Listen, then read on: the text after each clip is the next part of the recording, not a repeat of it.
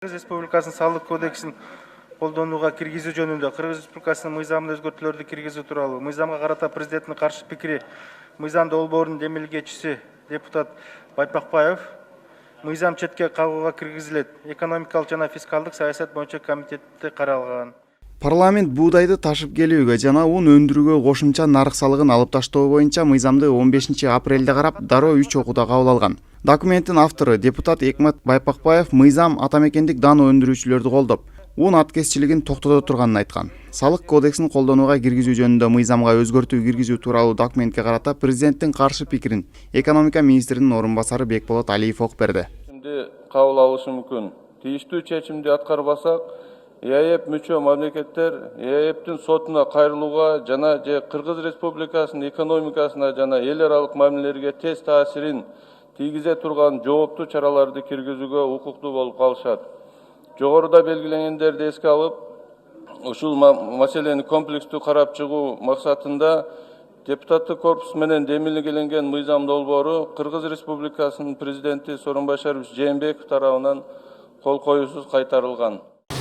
Ал эми эксперттердин айтымында унга болгон салык өзгөртүүсүз калганы туура болот. Ал тургай ондогон жылдары калыбында сакталыш керек. Анткени инвесторлор, айыл чарба ишкерлери ошого жараша план коет. Ал эми салыктын жок болушу жергиликтүү айыл чарбанын өнүгүшүнө тоскоол болот.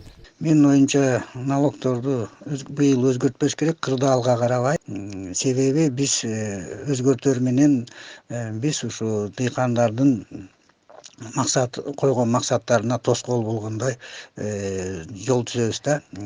Себеби налогторду алып койсок, ундун баасы, буудайдын баасы өзгөрүп кетсе, дыйкандардын күтүп аткан киреше алабыз деген пландар аткарылбай калып, кийинки жылдары биз айыл чарба өндүрүшүбүздү кыскартып алышыбыз мүмкүн.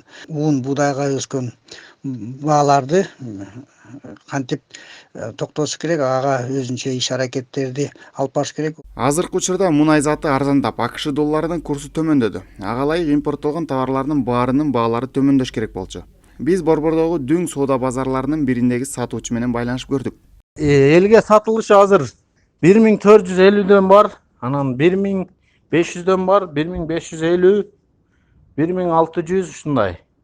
Биринчи сортторчу Казакстандыкы ошо. Эң арзаны 1450 бизде. Азыр андан да арзандары бар, 1400дүгү да бар. Ошондой болуп атат, азыр ошондой сатабыз да.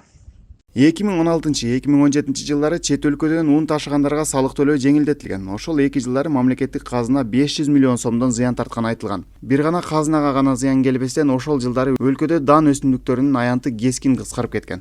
Андан кийин кайра салык төлөө ордуна келтирилип, мындан 1,5 ай мурда дагы салыктан бошотуу мыйзамы кабыл алынып, кече күнкү президенттин каршы пикиринен улам кайрадан кошумча нарык салыгы парламент тарабынан ордуна келтирилди. Ильяс Анарбай уулу, Нурбек Жеңишбек уулу, Нур Ньюс, Бишкек.